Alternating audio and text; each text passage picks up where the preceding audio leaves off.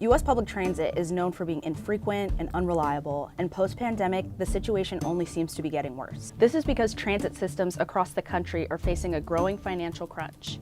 But why is this happening?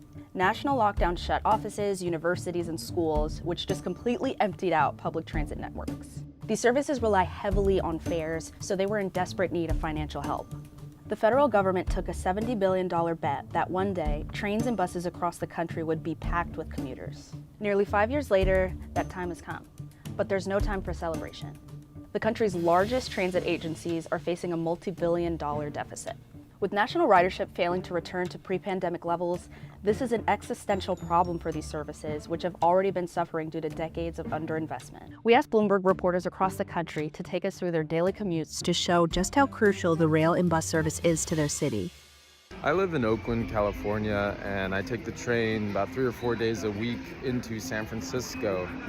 It's about a 30-minute commute into the office. With office vacancies still around 30%, they're struggling to find new sources of revenue for their budget.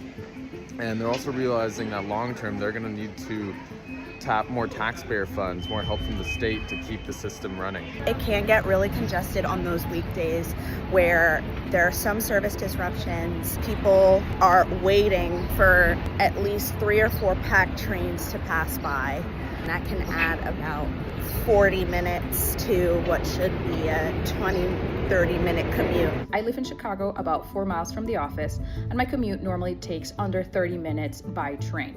I would say the commute is relatively smooth, but sometimes the trains are pretty spaced out, which can lead to long wait times or sometimes crowding inside the trains.